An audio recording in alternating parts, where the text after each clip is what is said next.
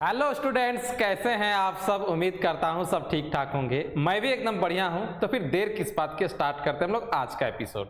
और आज के एपिसोड में हम लोग पढ़ने वाले हैं एक्सरसाइज 19.13 का सॉल्यूशन, सवाल नंबर 7 से लेकर 9 तक।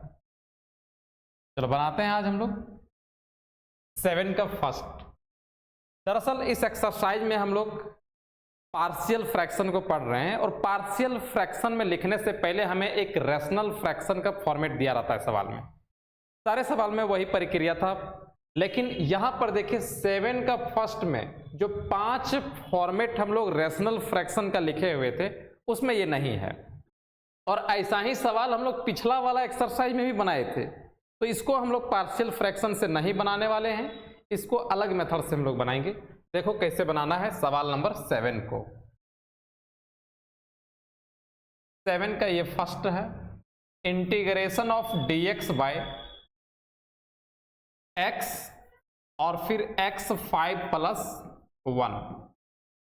आपको क्या करना है, ये x5 को कॉमन कर लेना है। dx by x into x5 को कॉमन कर लिए। अब इसके पास कितना बचा, 1 बचा। अब 1 के पास x5 था ही नहीं, इसीलिए हम लोग x5 से क्या कर दिए, डिवाइड कर दिए। ये बैलेंस हो गया। सेम वही चीज है, बस लिखने का अंदाज बदल गया है। अब देखिए ये x इंटू x5 को हम लोग लिख सकते हैं x6 और फिर 1 प्लस इसको लिखा जा सकता है x का पावर -5, क्योंकि हम इसको ऊपर लेके गए हैं तो पावर में इसका जो साइन प्लस था वो माइनस में बदल गया। इस x6 को भी अगर हम ऊपर लेके जाएंगे तो x का पावर -6 हो जाएगा और डिवाइडेड बाय 1 प्लस x -5 और फिर dx, कुछ इस ढंग से। अब फिर से हम लोग याद करते हैं जरा 19.8 वाला एक्सरसाइज। उसमें क्या होता था कि अगर सवाल में 2 फंक्शन है या 2 से ज़्यादा भी है और किसी फंक्शन का किसी टर्म का डिफरेंशिएशन अगर प्रेजेंट है तो हम उसको क्या पुट करते थे, जेड पुट करते थे। यहाँ भी देखिए 1 plus x to the power -5 को अगर डिफरेंशिएट करेंगे तो हमें x का पावर -6 मिल जाएगा। तो हम यहाँ पर इसको क्या पुट करने वाले हैं, जेड पुट करने वाले हैं। पुट करते हैं, put z equal to 1 plus x का पावर -5। अब अगर इसको हम z पुट किए हैं तो dz के फॉर्म पे इसको बदलने के लिए इसको डिफरेंशिएट करना होगा। Then dz by dx equal to, इसको डिफरेंशिएट करेंगे तो कांस्टेंट का 0 और इसका हो जाएगा -5x टू द पावर -6, है ना, n into x to the power n-1। अब यहां पर x का पावर -6 है, x का पावर -6 को हमें रख लेना है और -5 dz के साइड पे बुलाओगे तो डिवाइड हो जाएगा और x का पावर -6 और फिर dx। कहने का मतलब है कि इस इंटीग्रेशन को अब हम लोग चेंज कर देंगे z के फॉर्म पे। तो नाउ ये जो आपका x का पावर -6 dx है, इसके बदले में क्या लिखना है, -dz/5। तो 1 बाय क्या हो जाएगा, z, क्योंकि इसको हम z पुट किए हैं, 1 by z into -dz/5। -1/5 constant अगर बाहर करेंगे तो इंटीग्रेशन किसका हो जाएगा, 1 बाय z का।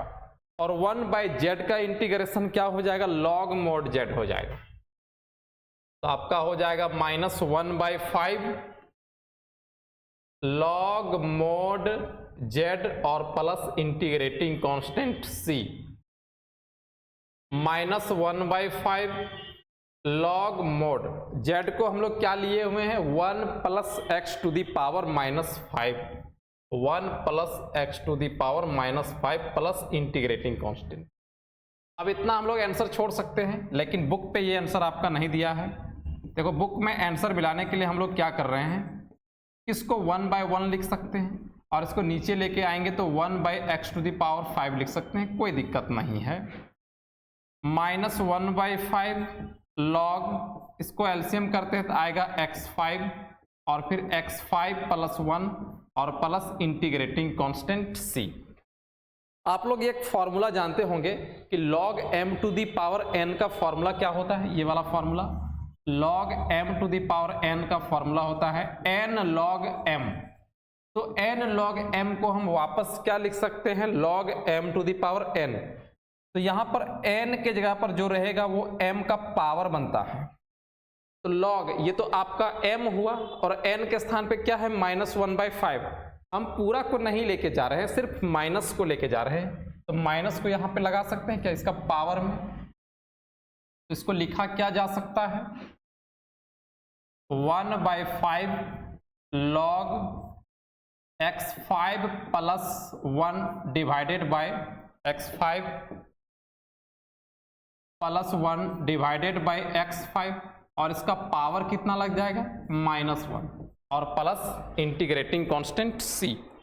अब माइनस लगा हुआ है तो x का पावर अगर -1 रहता है तो हम उसको क्या लिख सकते हैं 1/x लिख सकते हैं।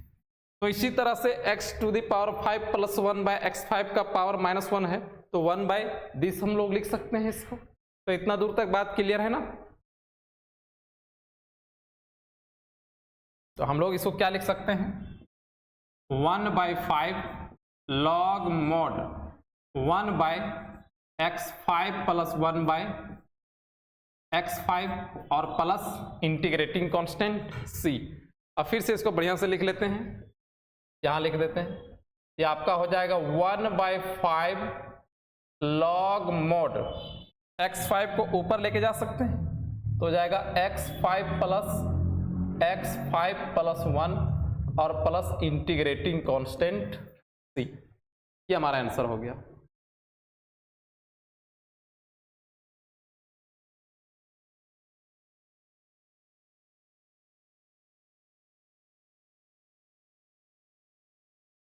नेक्स्ट सवाल भी उसी टाइप से है, बिल्कुल वही सवाल है। इस बार हम लोग x का पावर 6 कॉमन करेंगे, है ना। देखो थोड़ा सा बढ़ा देते हैं हम इसको। क्या करना है, इसे आपका यहां पर दिया गया है integration of dx by x और x6 प्लस 1, ये चीज दिया गया है। तो हम लोग क्या करेंगे यहां पर dx बाय x x6 को कॉमन करेंगे तो क्या बचेगा 1/x6। अब फिर क्या हो जाएगा dx बाय x का पावर 7 और फिर 1 प्लस x का पावर -6 लिख सकते हैं क्या। अब उसके बाद क्या हो जाएगा x का पावर -7 को ऊपर लेके जाओ और 1 प्लस x का पावर -6 dx। पुट z किसको करोगे, z हम लोग पुट करेंगे 1 प्लस x का पावर -6 को। तो पिछला सवाल जैसा ही है, इसको खुद से बनाना है आप लोगों को, खुद से बनाओ इसको।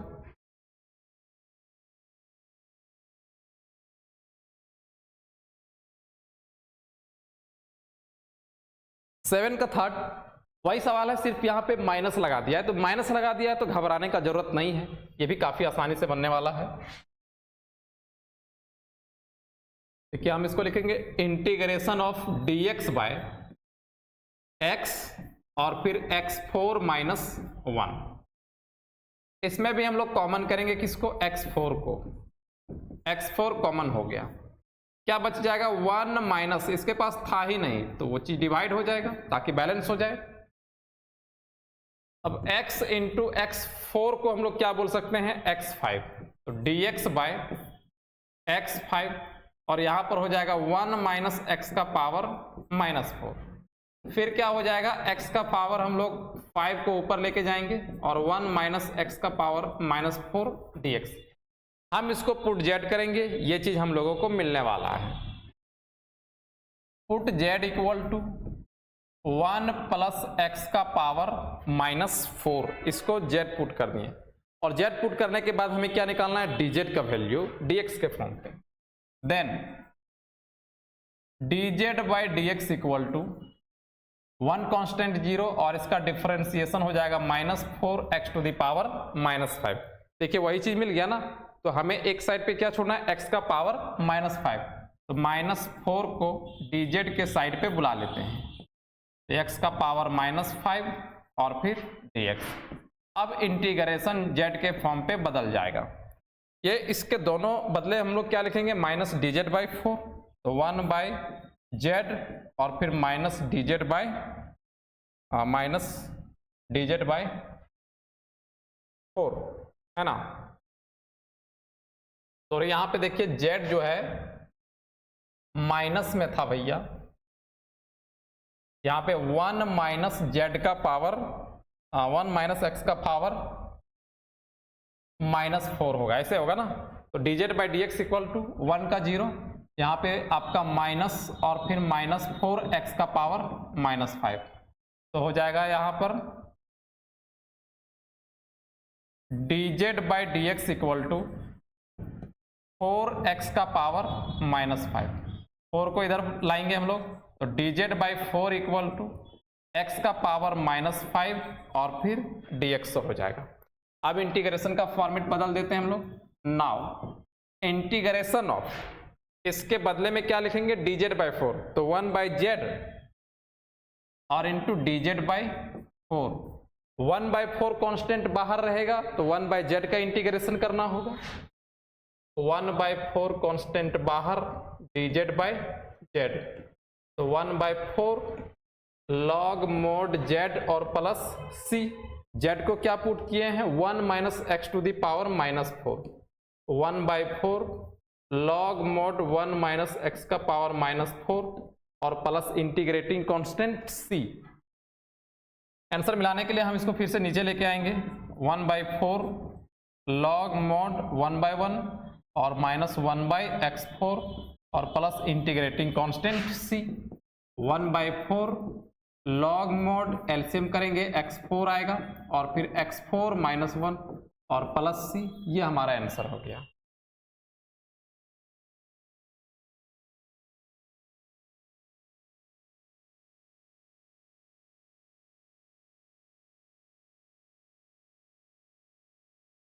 इस सवाल में तो कोई दिक्कत ही नहीं है, हम लोग x का पावर 4 को कॉमन करने वाले हैं। खुद से बनाइए इसको भी, काफी इजी सवाल है।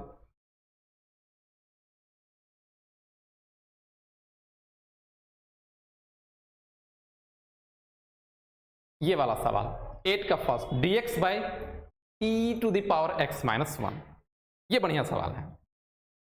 दरअसल इसमें हम लोग पार्शियल फ्रैक्शन वाला एक्सरसाइज है ना, रेशनल फ्रैक्शन को पार्शियल फ्रैक्शन के फॉर्म पे लिखते हैं। लेकिन यहां जो सवाल है वो 5 जो रेशनल फ्रैक्शन लिखाए हुए थे उसमें से किसी से भी नहीं मिलता है।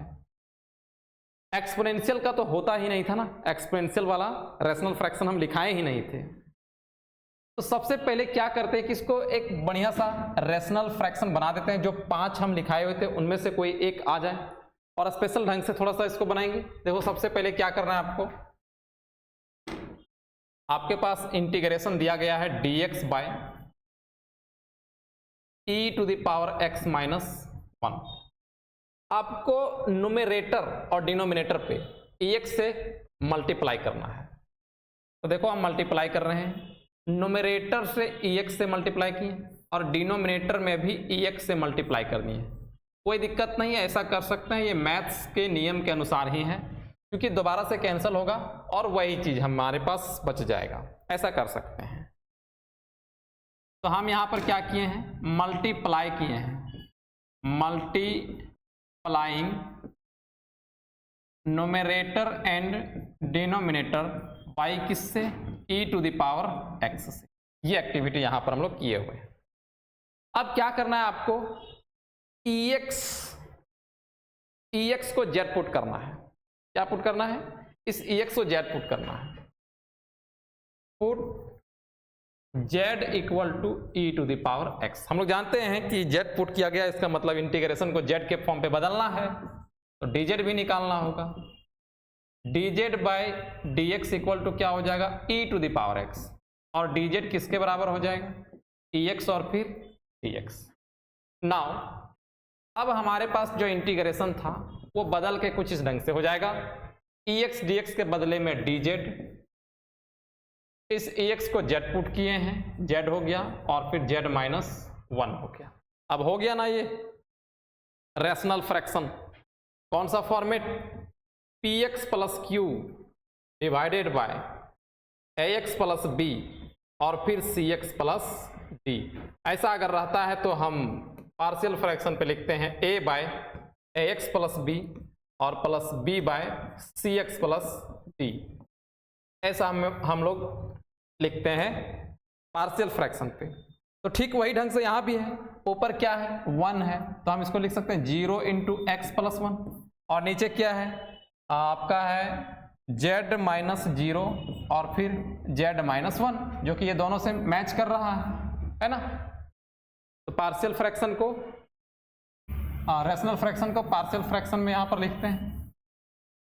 तो क्या करना होता था, लेट करते थे हम लोग, लेट 1 बाय z और फिर z माइनस 1, इसको क्या लिखेंगे a बाय z और plus b by z minus 1। ये हमारा हो गया इक्वेशन नंबर 1। फिर क्या करना होता है z माइनस 1, यहाँ पर एलसीएम लेंगे, आएगा z और फिर z माइनस 1। z से हम लोग भाग देंगे, कैंसिल होगा, बचेगा z माइनस 1, तो a के साथ मल्टीप्लाई होगा z माइनस 1 और प्लस b, इस बार z माइनस 1 कैंसिल होगा, b के साथ मल्टीप्लाई होगा z। ये वाला सेम है, कैंसिल हो गया। तो 1 equal to a z minus 1 और प्लस b z, ये हो गया इक्वेशन सेकेंड। इसके बाद हम लोग a और b का वैल्यू निकालते थे। वो वैल्यू निकालने का प्रक्रिया क्या था, यहाँ पर जो भी फैक्टर है उसको 0 इक्वेट करके इक्वेशन सेकेंड पे पुट करना है। पहले होगा put z equal to 0 in equation second, तो इधर 1 है, इधर a है 0 माइनस 1 और प्लस b इंटू 0, ये तो 0 हो गया और यहाँ पर कितना हो गया माइनस a, तो 1 इक्वल टू माइनस a। इस तरह हम लोग बोल सकते हैं कि a का वैल्यू कितना आ गया है माइनस 1 आ गया है। अब क्या पुट करेंगे हम लोग, z minus 1 equal to 0, put z minus 1 equal to 0 और z माइनस 1 मतलब z इक्वल टू 1 इन कहाँ पर सेकेंड पर, तो 1 equal to a into z minus 1 तो है 0 प्लस b इंटू z का वैल्यू कितना 1, तो 0 प्लस b, तो b का वैल्यू कितना मिल गया 1 मिल गया। a भी निकल गया और b भी निकल गया। जब a और b निकल जाता था तो हम लोग क्या करते थे, a और b को इक्वेशन नंबर 1 पर रखते थे। देखिए इक्वेशन 1 हमारा यहाँ पर है,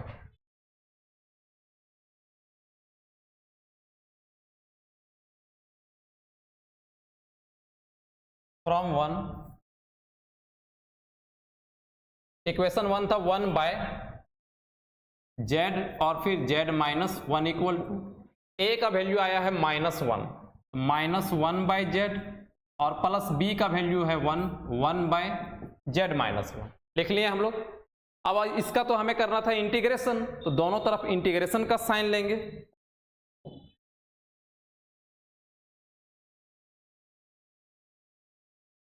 इंटीग्रेशन का साइन लिए तो dz भी आ जाएगा, z और फिर z माइनस 1, माइनस बाहर करेंगे dz बाय z और plus dz by z minus 1।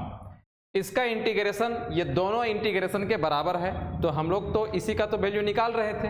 अब इधर जो फॉर्म आया है काफी सिंपल आया है, 1 बाय x वाला फॉर्मूला लगेगा जो कि हो जाएगा माइनस लॉग मोड z और plus log mode z minus 1 और plus integrating constant c। z का वैल्यू हम लोग शुरुआत में ex पुट किए थे, तो जहां z है वहां पर हम लोग es रखेंगे, minus log e to the power x mod plus log mod ex minus 1 और प्लस c। फिर से वही formula, log m to the power n को क्या लिखा जा सकता है, n लॉग m लिखा जा सकता है। तो यहां भी वही बात है, log m to the power n, n के जहां पे क्या है x है, तो हम इसको लिखेंगे minus x log e, mode हटा भी सकते हैं कोई दिक्कत नहीं है, और plus log mod ex minus 1 और प्लस c। लॉग e का वैल्यू होता है 1, लॉग e का वैल्यू क्या होता है 1, तो आपका हो जाएगा minus x plus log e to the power x minus 1 और प्लस c, यही हमारा आंसर हो गया।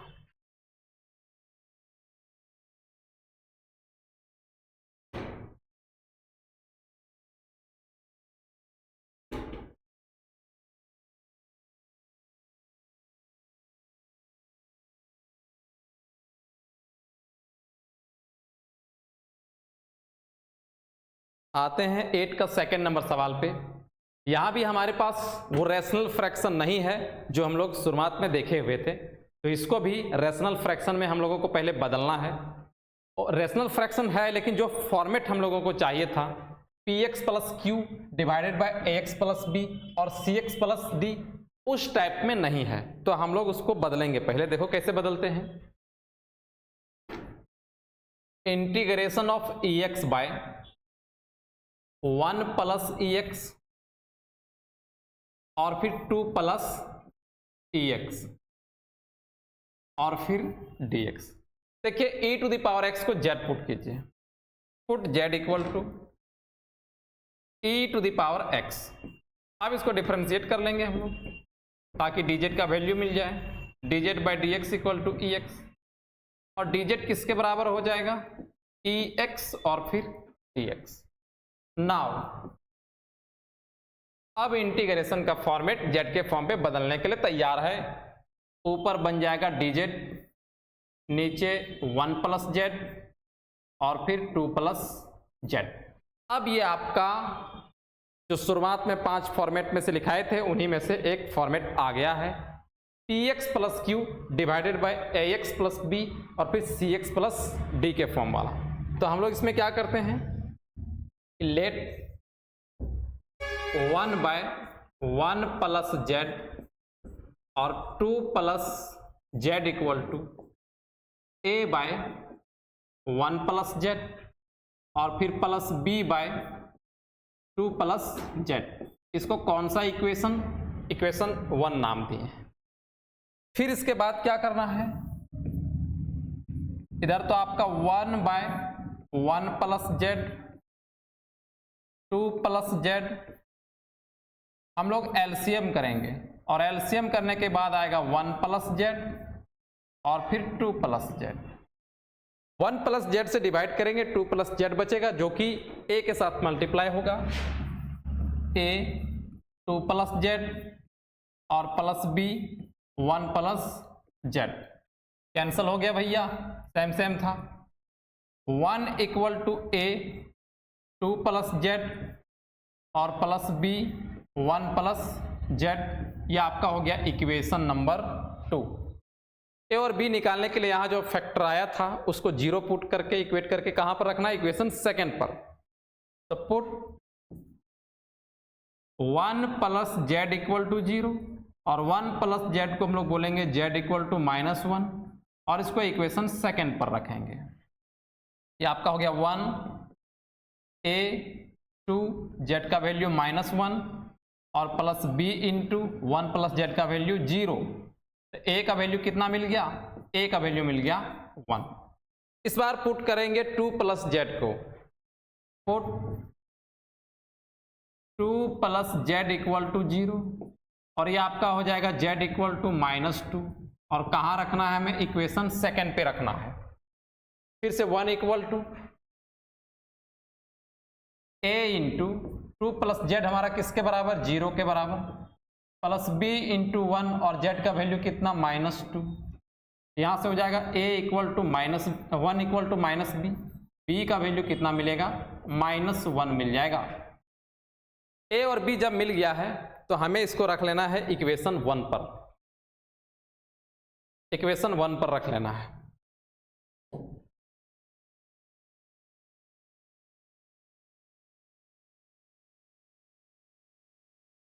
फ्रॉम इक्वेशन 1, और इक्वेशन 1 आपका इधर है, ये आपका 1 by 1 plus z 2 plus z equal to a का वैल्यू देखें कितना 1 है, तो 1 बाय कितना 1 प्लस z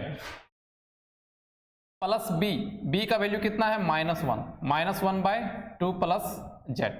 हमें इसका इंटीग्रेशन था करना, इसीलिए इधर इंटीग्रेशन का साइन लिए।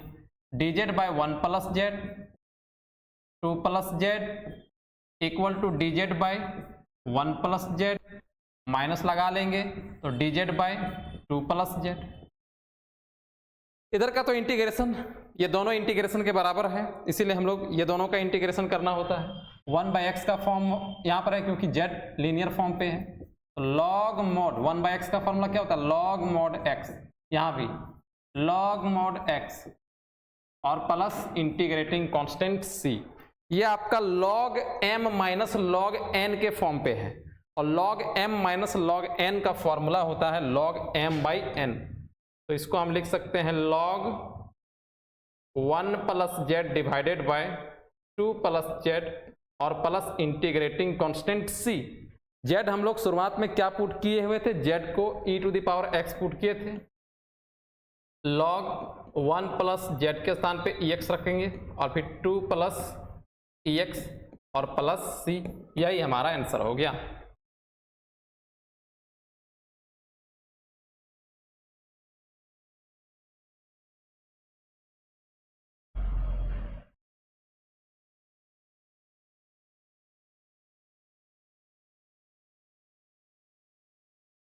सवाल नंबर 9, देखो यहां भी हम लोग तो बढ़िया से इसको पहले जो फॉर्मेट वाला रैशनल फ्रैक्शन था उसमें सेट कर लेते हैं। क्या आपका इंटीग्रेशन है x by x square plus A square और फिर x square plus B square. देखिए एक्स स्क्वायर का डिफरेंशिएशन अगर करेंगे तो हमें x मिल जाएगा, इसीलिए पुट z इक्वल टू क्या करते हैं, put z equal to X square करते हैं। अब इसका डिफरेंशिएट करते हैं, dz by D X equal to 2x, 2 dz के साइड ले आएंगे तो dz बाई 2 किसके बराबर हो जाएगा, x dx के बराबर हो जाएगा, यहाँ dx है, x dx के बराबर क्या हो जाएगा, dz बाई 2। तो इंटीग्रेशन z के फॉर्म पे बदल जाएगा और आपका हो जाएगा 1 by Z plus A square z plus B square और x dx के बदले में क्या लिखेंगे, dz बाई 2। बहुत लड़का सोचता होगा कि सर इसको डायरेक्ट क्यों नहीं लिख दिए आप इस ढंग से, आप लेट करते x by x square plus A square और फिर x square plus B square equal to लिख देते a by x square plus A square और plus b by x square plus B square, ऐसा लिख सकते थे, क्यों नहीं लिखें। देखिए भैया हम जो फॉर्म बताए हुए हैं रैशनल फ्रैक्शन का शुरुआत में, उसमें क्या लिखे थे कि वो आपका px प्लस q और फिर divided by ax plus b और फिर cx प्लस d होना चाहिए। ये फॉर्म बताता है कि यहाँ जो x है वो लीनियर फॉर्म में है, लीनियर फॉर्म मतलब x का पावर 1 है। अगर हम इसको लिखते हैं तो x का पावर कितना है, 2 है, तो वो तो फॉर्मेट लिखा ही नहीं है हम, इसीलिए सबसे पहले हम क्या करेंगे कि यहाँ जो वेरिएबल है उसको लीनियर फॉर्म पे बदलेंगे। देखो अब लीनियर फॉर्म पे बदल चुका है, तो अब हम पार्शियल फ्रैक्शन के रूप में इसको लिख सकते हैं। तो हो जाएगा 1/2 integration of dz by Z plus A square और फिर जेड प्लस बी स्क्वायर। अब इसको हम लोग पार्शियल फ्रैक्शन के रूप में लिखेंगे, late 1 by Z plus A square और जेड प्लस बी स्क्वायर। अभी 1/2 को नहीं लेना है, इसको भी रहने दो, इसको ले लो पूरा, 1 by Z plus A square और फिर जेड प्लस बी स्क्वायर किसके बराबर होगा, a by Z plus A square और फिर a by Z plus A square plus b by Z plus B square. ये हमारा हो गया इक्वेशन नंबर 1। फिर उसके बाद हमें इसको जोड़ना है, 1 by Z plus A square z plus B square, LCM करेंगे तो z plus A square, z plus B square, a के साथ मल्टीप्लाई होगा जेड प्लस बी स्क्वायर और प्लस बी के साथ मल्टीप्लाई होगा जेड प्लस ए स्क्वायर। सेम सेम चीज कैंसिल हो गया। 1 किसके बराबर आया? 1 equal to a z plus B square plus b z plus A square. Equation second हो गया। इतना लिखने के बाद हमें ए और बी का वैल्यू निकालना है और वो निकलेगा कैसे? यहाँ जो फैक्टर है उसको 0 इक्वेट करके इक्वेशन सेकेंड पे पुट करना है। Put Z plus A square equal to 0, इसका मतलब है कि जेड का वैल्यू कितना होगा? Minus a square. और कहाँ पे पुट करना है इसको? इक्वेशन नंबर 2 पर। इक्वेशन 2 आपका यहाँ पे 1 इक्वल टू ए और जेड का वैल्यू क्या रखना है? माइनस ए स्क्वायर, फिर plus B square plus b गुना इधर क्या हो गया? 0 हो गया। ए किसके बराबर हो जाएगा? A equal to 1 by b square minus a square के बराबर हो जाएगा। ये निकल गया अभी हमारे पास। अब क्या निकालना है? अब हमें निकालना है बी का वैल्यू। और बी कैसे निकल जाएगा? इस बार हम लोग जेड प्लस बी स्क्वायर को पुट करेंगे। Put Z plus B square equal to 0 और इसका मतलब है कि जेड किसके बराबर? Minus B square. कहां पे रखना है? सेकेंड पे रखना है। इक्वेशन सेकेंड यहां पर है 1 इक्वल टू ए इंटू 0, क्योंकि जेड प्लस बी स्क्वायर किसके बराबर है? 0 के बराबर है। प्लस बी, जेड के स्थान पे क्या रखोगे? माइनस बी स्क्वायर और फिर प्लस ए स्क्वायर हो जाएगा। तो वहां से b का वैल्यू अगर निकालना चाहें तो 1 किसके बराबर है? b into A square minus B square का। तो b हमारा हो गया 1 by A square minus B square. a भी निकल गया और फिर b निकल गया। अब a और b को हमें कहां पर रखना होता है? इक्वेशन नंबर 1 पर रखना होता है।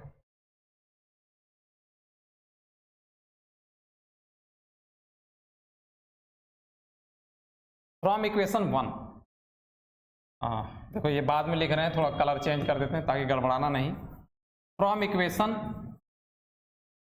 1, इक्वेशन 1 आपका है 1 by Z plus A square और फिर Z plus B square equal to a by Z plus A square. और ए का वैल्यू कितना है? 1 by b square minus a square.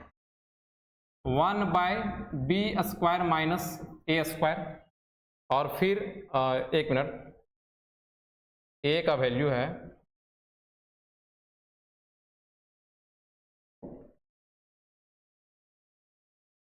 a का वैल्यू है 1 by b square minus a square और फिर divided by Z plus A square plus b का value आया है 1 by A square minus B square, 1 by A square minus B square और divided by Z plus B square. अब हमें क्या करना था? इसका इंटीग्रेशन करना था। तो दोनों तरफ इंटीग्रेशन का साइन लेंगे।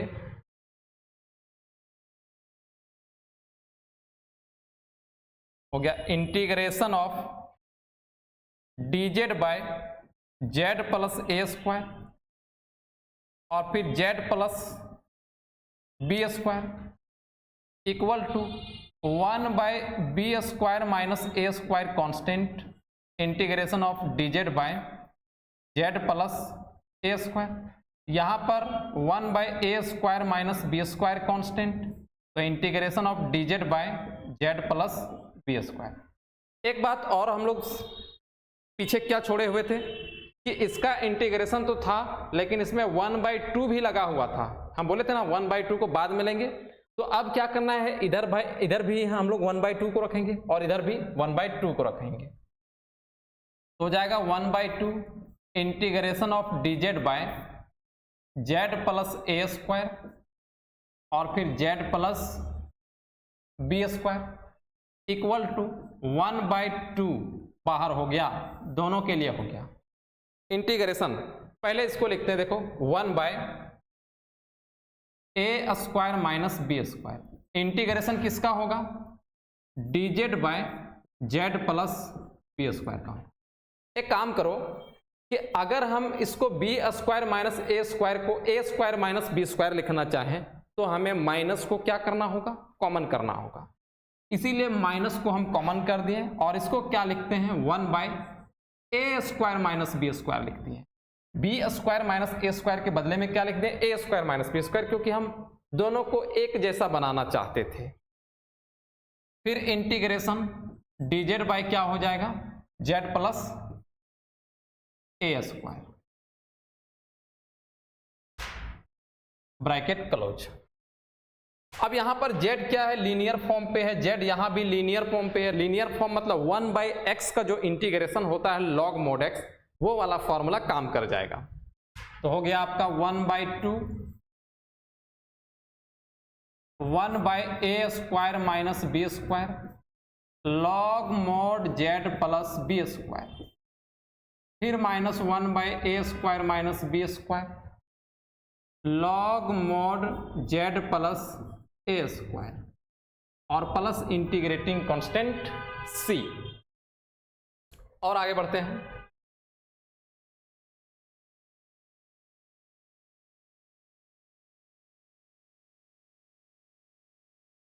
ये दोनों पोर्शन में देखिए 1/a² माइनस b² है, इसको कॉमन कर सकते हैं क्या?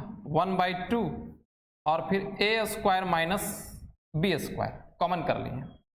तो क्या बच जाएगा हम लोगों के पास? ब्रैकेट में log बच जाएगा, मोड, और z को हम लोग क्या पुट किए हुए थे? z किसके बराबर था? z हमारा ऊपर में पुट किए थे ना, z x² के बराबर था। देखिए z क्या था? z हम पुट किए थे x² के बराबर, तो z के स्थान पे हम लोग क्या रखेंगे? x²।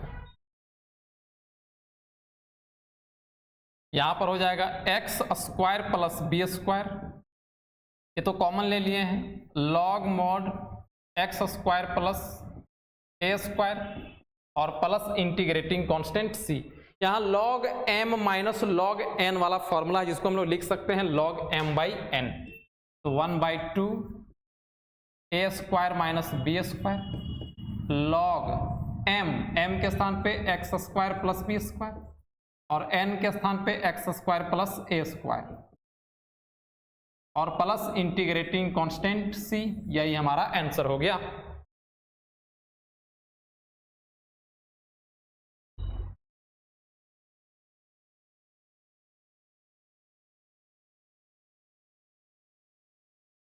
तो स्टूडेंट्स, आज के वीडियो में इतना ही। हम लोग फिर मिलेंगे अगले वीडियो में, तब तक के लिए bye bye, love you all.